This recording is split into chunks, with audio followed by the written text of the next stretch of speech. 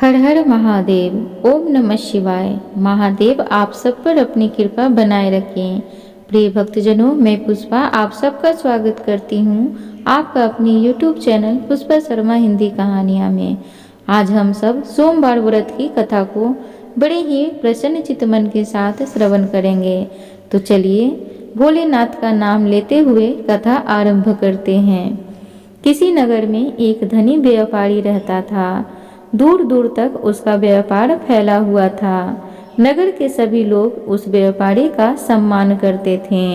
इतना सब कुछ संपन्न होने के बाद भी वह व्यापारी बहुत दुखी था, क्योंकि उसका कोई पुत्र नहीं था, जिस कारण अपनी मृत्यु के पश्चात व्यापार की उत्तराधिकारी की चिंता उसे हमेशा सताती रहती थी। पुत्र प्राप्ति की इच्छा से व्यापारी प्रत्येक सोमवार को भगवान शिव की व्रत पूजा किया करता था और शाम के समय शिव मंदिर में जाकर शिव जी के सामने घी का दीपक जलाया करता था। उसकी भक्ति देखकर माँ पार्वती प्रसन्न हो गईं और भगवान शिव से उस व्यापारी की मनोकामना पूर्ण करने का निवेदन किया। भगवान शिव बोले, इस संसार में सबको उसके कर्म के अनुसार फल की प्राप्ति होती है। जो प्राणी जैसा कर्म करते हैं उसे वैसा ही फल प्राप्त होता है। शिव जी द्वारा समझाने के बावजूद माँ पार्वती नहीं मानी और उस व्यापारी की मनोकामना पूर्ति हेतु वे शिव जी से बार बार अनुरोध करती रहीं।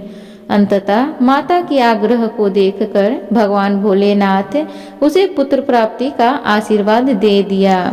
वरदान देने के पश्चात भोलेनाथ माँ पार्वती से बोले, आपके आग्रह पर मैंने पुत्र प्राप्ति का वरदान तो दे दिया, परंतु इसका यह पुत्र 16 वर्ष से अधिक समय तक जीवित नहीं रहेगा। उसी रात भगवान शिव उस व्यापारी के स्वप्न में आए और उसे पुत्र प्राप्ति का वरदान दिया और उसके पुत्र के 16 वर्ष तक जीवित रहने की भी बात बताई। भगवान के वरदान से व्यापारी को खुशी तो हुई, लेकिन पुत्र की अल्प आयु की चिंता ने उस खुशी को नष्ट कर दिया। व्यापारी पहले की तरह सोमवार के दिन भगवान शिव का विधिवत पूजन करता रहा। कुछ महीनों बाद उसके घर में एक अति सुंदर बालक ने जन्म लिया और घर में खुशियां ही खुशियां भर गई।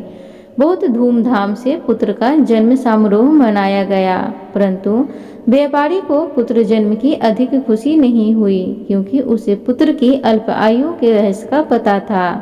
जब पुत्र 12 वर्ष का हुआ तो व्यापारी ने उसे उसके मामा के साथ पढ़ने के लिए वाराणसी भेज दिया। लड़का अपने मामा के साथ शिक्षा प्राप्ति हेतु चल दिया। रास्ते में जहाँ भी मामा भांजे विश्राम हेतु रुकते वहीं यज्ञ करते और ब्राह्मणों को भोजन कराते। लंबी यात्रा के बाद मामा भांजे एक नगर में पहुँचे। उस दिन नगर के राजा की कन्या का विवाह था, जिस कारण पूरे नगर को सजाया गया था।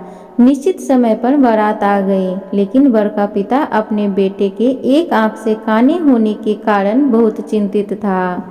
उसे भय था कि इस बात का पता चलने पर कहीं राजा विवाह से इनकार न कर दे, इससे उसकी बदनामी भी होगी। जब वर के पिता ने व्यापारी के पुत्र को देखा तो उसके मस्तिष्क में एक विचार आया। उसने सोचा, क्यों न इस लड़के को दूल्हा बनाकर राजकुमारी से विवाह करा दूं। विवाह के बाद इसको धन देकर विदा कर दूंगा और राजकुमारी को अपने नगर ले जाऊंगा। वर के पिता ने लड़के के मामा से इस संबंध में बात की। मामा ने धन मिलने के लालच में वर के पिता की बात स्वीकार कर ली।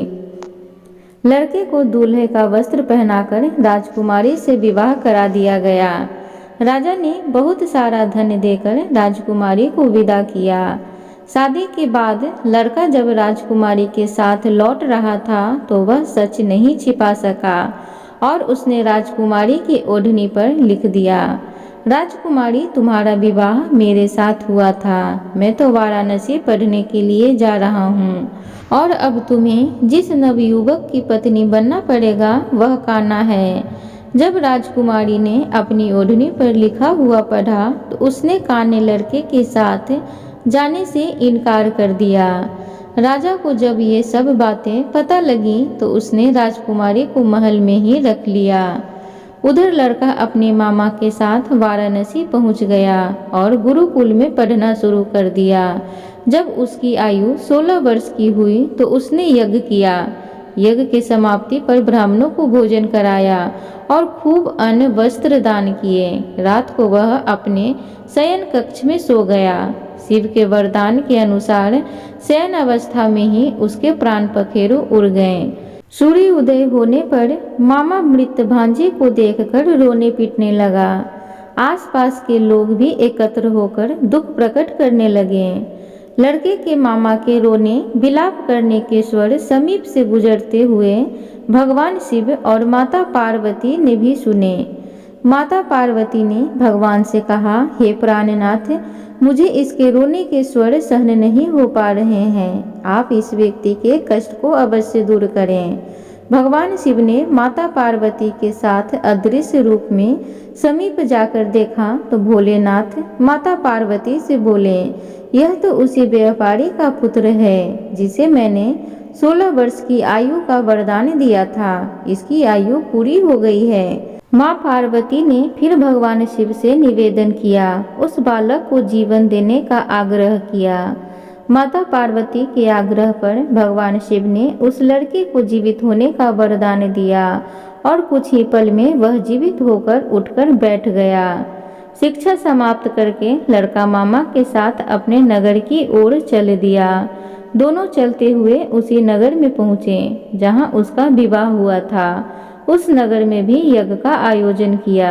समीप से गुजरते हुए नगर के राजा ने यज्ञ का आयोजन देखा और उसने तुरंत ही लड़के को उसके मामा को पहचान लिया। यज्ञ के समाप्त होने पर राजा मामा और लड़के को महल ले गया और कुछ दिन उन्हें महल में रखकर बहुत सा धन, वस्त्र आदि देकर राजकुमारी के साथ विदा कर दिया। इधर भूखे प्यासे रहकर व्यापारी और उसकी पत्नी बेटे की प्रतीक्षा कर रहे थे। उन्होंने प्रतिज्ञा कर रखी थी कि यदि उन्हें अपने बेटे की मृत्यु का समाचार मिला तो दोनों अपने प्राण त्याग देंगे। परंतु जैसे ही उसने बेटे के जीवित वापस लौटने का समाचार सुना तो वह बहुत प्रसन्न हुआ। वह अपनी पत्नी और मित्रों के साथ नगर के द्वार पर पहुंचा।